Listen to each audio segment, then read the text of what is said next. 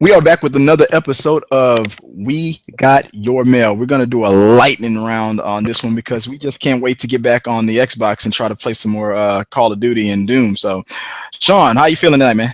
I'm good, man. I'm almost all the way through the Doom campaign for you guys, and we're gonna give you because I didn't want to rush it. We didn't want to just like half-ass do it. I'm gonna do everything I can with the campaign. We're gonna try all the multiplayer modes. We're gonna give you an official, goddamn review of this thing and let you know if it's worth your $60. So I pass it to you, Chris. That is a sneak preview, a trailer to coming soon to talking through the media. So that's good. Awesome. Yeah, I haven't started on the campaign yet, but I need to get on it. I like the game. It's pretty cool. Fucking awesome. But we are here live with We Got Your Mail. I love doing these, man, because it's just I like to connect with people as long as they don't get pissed off. They're like, "How did you get our mail?"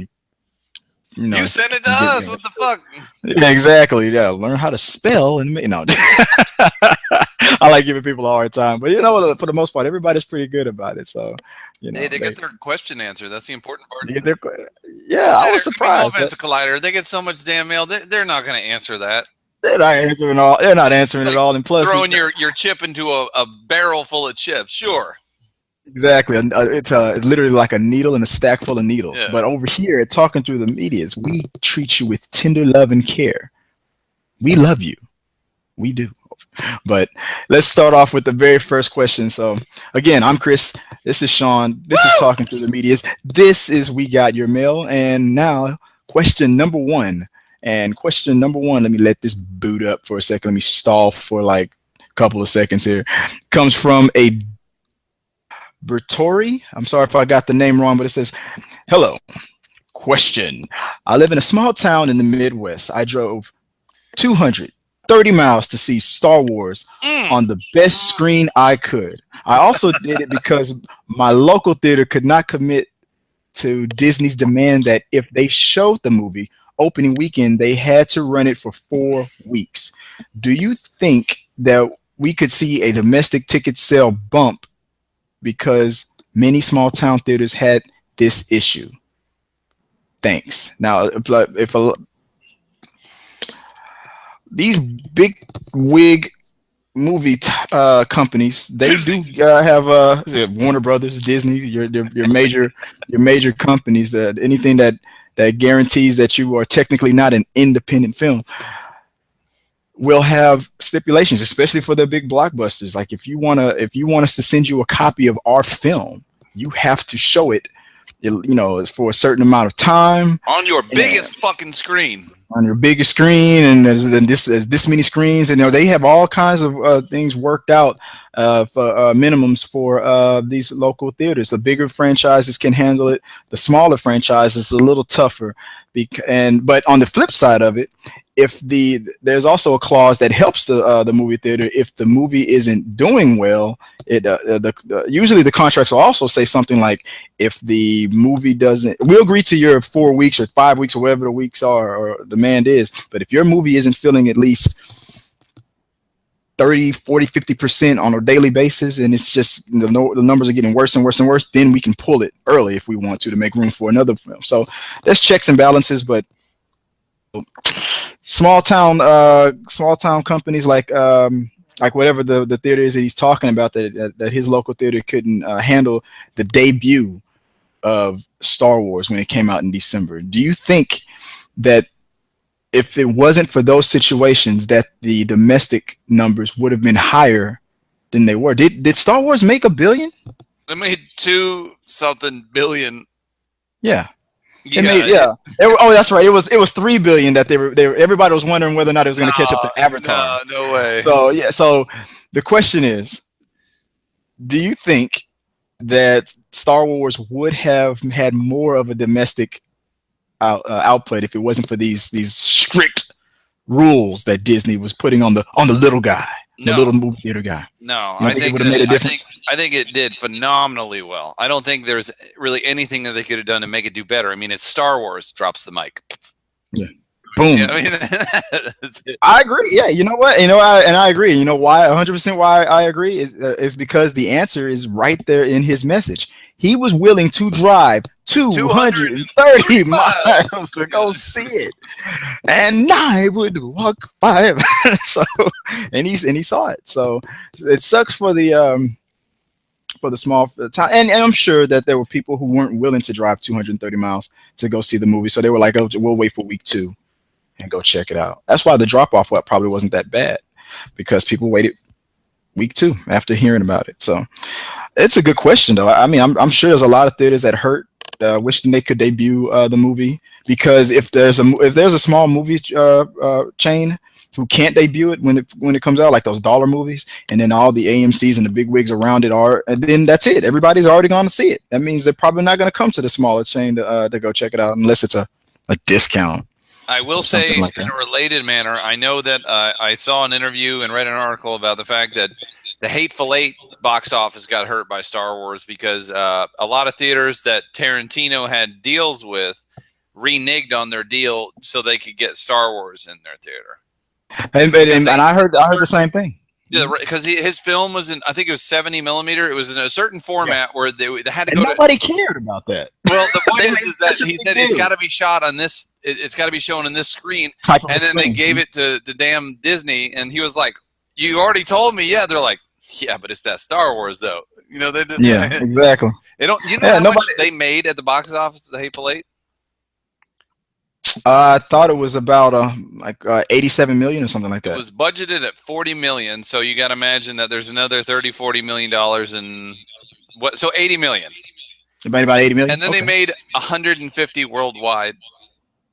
Oh, I think it was Quentin's worst, but yeah, it was that 70 million, and that was something just like that especially for the smaller franchises. Maybe they would have had that kind of a projector or whatnot, but I mean, no. The film, it just looked like a regular film. I mean, unless you were a real movie buff and had an eye for that stuff, you wouldn't really tell what 70 millimeter and regular what would be. I mean, unless you had an eye for it. But most of the average person, like, I'm a fucking artist. Yeah. Well, I loved it though, but it was a great movie. I thought it was a good movie. I like all Tarantino shit. But anyway, moving on. Next question. We got the next question is coming from a Bracy Panda. I hope that's what's that handle? Bracy Panda. I wonder if that's her real name or his real name. Bracy writes, "Hey guys, greetings from Greece. Watching the show for 3 years and now, I was wondering, with Warner Brothers planning the Blue Beetle Booster Gold movie." Okay, all right. He's like, "I'm not fucking Italian." Actually, yes, Greece is in Italy, you dumbass. Yeah, so I was doing the Italy. I'm not good with accents.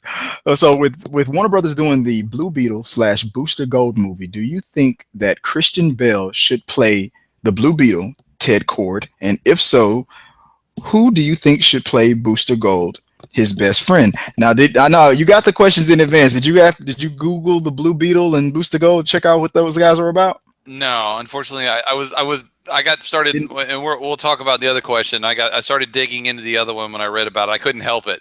I did read the question.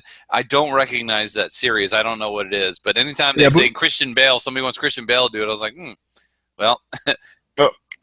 I don't. If you don't, you gotta look up what.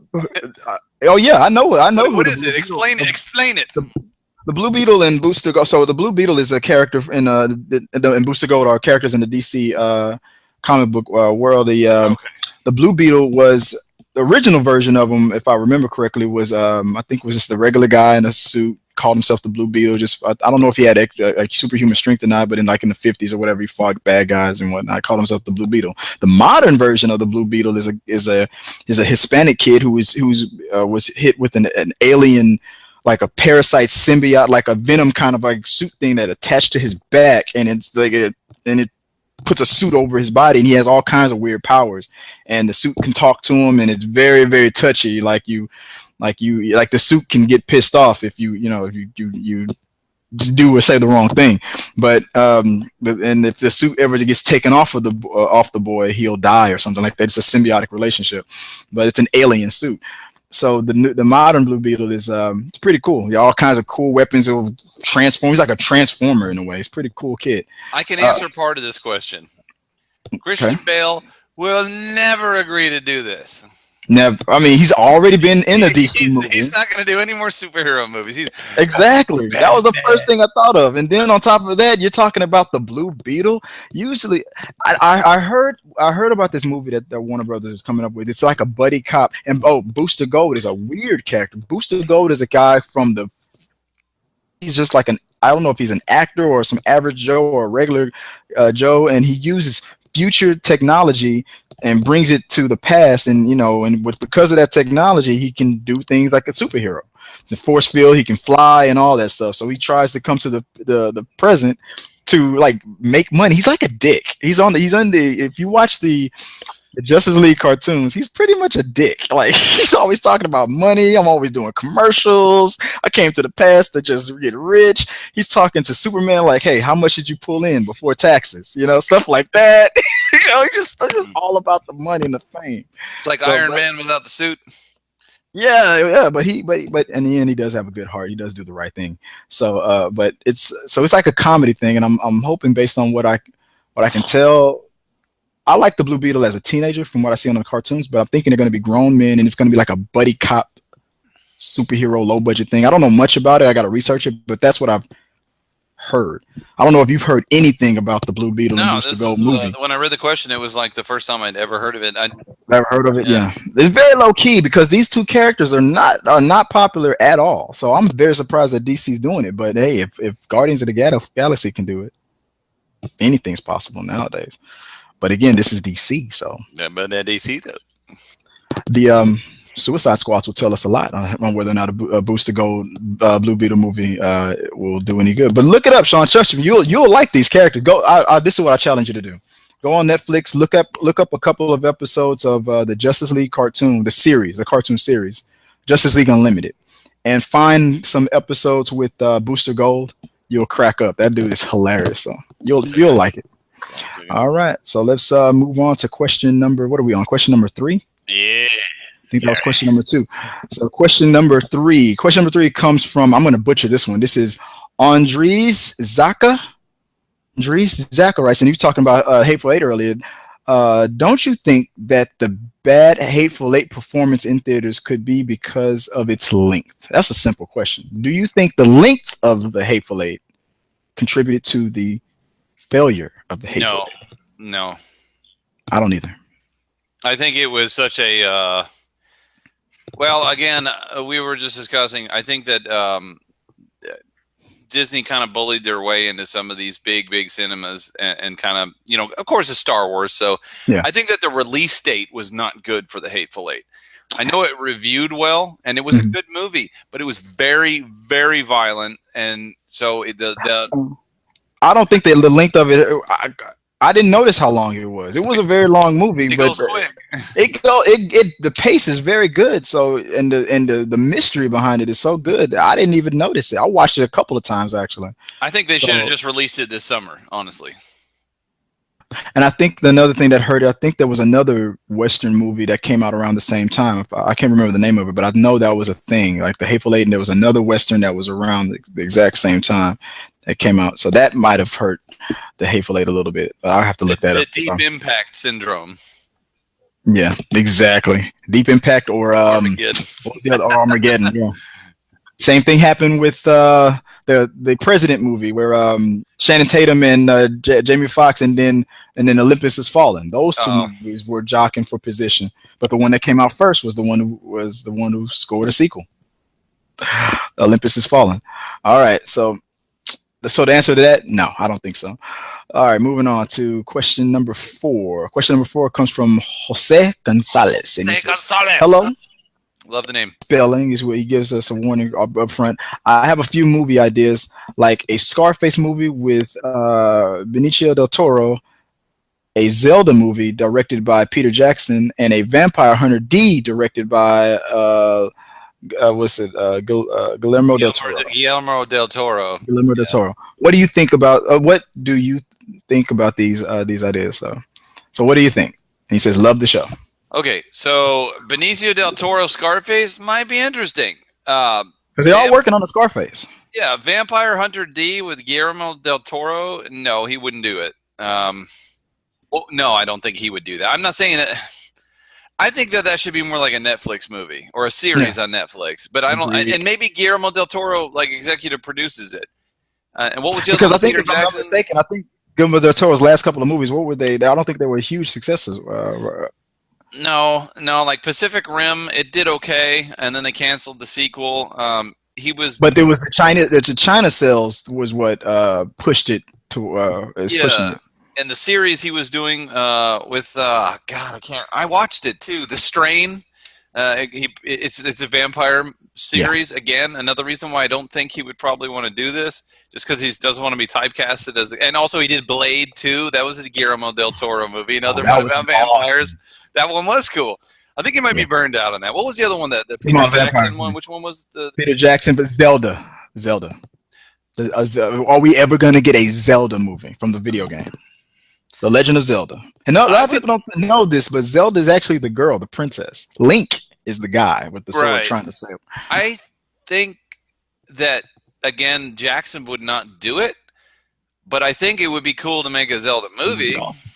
It would be awesome. If Jackson were to do a Zelda movie, that would be awesome. I would watch that. But you're right. I don't think he would do it. He's too Lord of the Rings burned out, and The Hobbit did not do very well, I don't think. I just want somebody good to direct that movie. I want there will be a Zelda movie, and I think it's going to be. Oh, speaking of video game movies, real quick sidebar. We got a comment on this channel from the Assassin's Creed video that we did. Yeah? And remember how we said that you weren't excited about Assassin's Creed. I'm not excited about World of Warcraft. And I got a comment from a fan. He said, "Hey, don't fall asleep on World of Warcraft. Word is out there that critics are giving it good reviews. Like from out of 10, there's like 8, 9, 10 people. I told him I would research it. I need to verify that story. But he claims that that the critics that have seen it, that have viewed it, are saying that it's good. So well, then my advice is get somebody else to do the trailers. Exactly. That's exactly what I said to him. So check that out. All right, guys. Question number 5, and this is the one that I love. This is from Dominic Gardella, and he says, "Hey guys, I was wondering if you could see Denzel Washington play a villain role. I would love him as an actor, and could see some potentially maybe a Bond villain." Oh yeah. Thoughts? Yeah. What do you think about Denzel Washington playing a Bond? I think that the one time he won an Academy Award was playing a villain. He does good villains. Unfortunately, yeah. I mean that wasn't to me. That was an apology. Everybody on this side of it think that was an apology for not giving it to him for Malcolm X, but he still got it. But didn't he get 2 Oscars? I thought that he was nominated in the movie Glory, which was one of my favorite all-time movies. It was Matthew Broderick. He was nominated for Malcolm X, didn't get it. And but he got it for Training Day. Yeah, I was a little surprised too. I mean, he did a great job. It's almost like he wasn't even acting. Like the dude just kind of just is. Exactly. He was just being. Yeah. He and Denzel, he was doing his thing, but he deserved it. But he became Malcolm X. I think he should have got it for Malcolm X. I do got an Oscar. I do too. But as a Bond villain and Bond. I know the rule is for Bond that Bond will never be an American. He will always be, British. So what about the villains? Has there ever been an American? Where the villain is from? I mean, the Americans can be international, and he can be in another country running a syndicate. I mean, imagine Denzel is the man. Like the Kingsman. Yeah, I mean, do you know what? Honestly, if the thought just hit my head, that would probably kill the momentum for Denzel. I would see an Idris Elba being Bond before Denzel Washington be a villain, because if Denzel Washington or anybody, I guess, if a black person was to play a Bond villain, it would be too much like people would be like, "Oh, you're just ripping off the Kingsman. It works for Kingsman. You're just ripping off those guys because Samuel L. Jackson played the villain over there. I could hear it now." So that would probably kill the momentum for that, in my opinion. Who would be better, Samuel Jackson or Denzel as a Bond villain? Oh, Denzel, definitely. I could see Denzel as I'm just saying that because Kingsman did it first, an American black villain for this British hero movie. I think that's why it would never happen. I say give Jackson Unbreakable 2 and put Denzel in the Bond movie. Yeah, exactly. Idris Elba for James Bond. I don't think they're gonna do it though. All right. So moving on to the sixth question, and it comes from a Robert Civic. If I've messed that up, he goes, I love Mad Max Fury Road, but I can't see it as the best movie of the year. Do you think it is overhyped? Thanks. And for John Campia, keep bringing the filthy, even though he's not there anymore. Did you see Mad Max? Yes, I did. I don't think it was overhyped. I thought it was under. I thought it was underhyped. I thought it, but at the same time, it got the critical acclaim and the recognition it deserved. But I think a lot of people fell asleep on it because they didn't think that it would be good or as good as the originals. It's like a niche movie. I mean, I love Mad Max, and my favorite was always The Road Warrior, which is the sequel to Mad Max. And I think that now that we have Tom Hardy established as Mad Max and with the Fury Road, I cannot wait to see. And he said he's already got 2 or 3 lined up. I cannot wait to see when they redo. And there's going to be a spinoff for Furiosa or whatever. Well, all I can say is if they're going to remake The Road Warrior, that shit is going to be awesome. Yeah, that the guy with the guitar with the flames. Yeah, you had me. You had me at hello. So no, I don't think it was overhyped. I think it was pitch perfect. I don't think enough people saw it. It didn't. I don't think it. Yeah, I agree. Made $300-400 million, and I think they spent almost $200 million making it. Because if you look at the special effects involved in making those stunts, just about to say that if you look at what he was able to do, this director at this age, I think he's in his 70s. Yeah, George Miller. What he was able to do with these practical effects. Oh, it's a lovely day. It's you remember what was that shit they would do? The V8 or whatever. Yeah. That was a crazy. It's chromed. I'm still surprised that how most of that was practical effects instead of green screen stuff. So that to me alone, I tip my hat. Did you see the original Mad Max? I remember Thunderdome. I can't remember the other one. That was the third. Yeah, I remember that one. I don't know. I got Mad Max, The Road Warrior, and Mad Max Beyond the Thunderdome. So the villain in the first Mad Max is actually the same actor as the villain in Fury Road. The villain in Fury Road, yeah, I know. Yeah. Is he playing the same character? No, not the same character. The other guy was like toe cutter or something weird like that, but you can see him without his mask what he looked like. He was a weird looking guy, but he was creepy as fuck in that movie in Mad Max 1. But there's a scene where he runs into a truck at the end and he's like, ah! Like you see his like eyes like bulge out of his head and he boom, and I don't know how they did it, if they just used a hydraulic catapult and slung a motorcycle with a dummy on it into the front of a truck, but like all of his stunt work. I mean, that movie came out in like 79, 80, something like that, and it still looks awesome. It blew your mind. It looked like they killed people doing the stunts. I don't know how they did some of that crap. There was no CGI back then. Exactly. They just got the stunt guys back then were made of metal. Those guys were. Some of it looked a little gay though, like the way they were dressed up in bondage and leather and. Oh yeah. Oh, that's fashion, baby. Yeah, I love it. I got all those zippers. All right, guys, we're going to make that the last question of the night. Thank you to everyone who submitted questions. We're going to pass those off to their intended recipients. I hope you enjoyed having them read here by us semi-sweaty nerds. We're not as sweaty as the original guys, but we try to help out. We give a little service. We do what we can here at Talking Through the Media. Before we sign off, we want to just say, if you guys are in the greater Houston area and you have a love and a passion for movies, TV, if you're a writer, if you know a little bit about music, engineering, graphic design, we are looking to expand. We are looking to take Talking Through the Media to the next plateau. So if you guys out there are interested in joining the team, even if you already have your own channel, but you're looking to collaborate and expand, we scratch our back, we scratch your back. We can always help each other. We're always willing to help, and we're always willing to learn. So hit us up.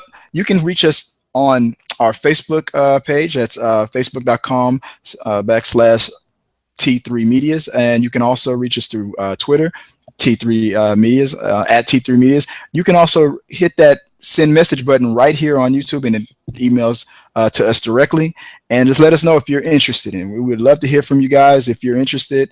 Always, let's talk about what we can do and together. And at the end of this episode of We Got Your Mail, I almost said talking through the meetings.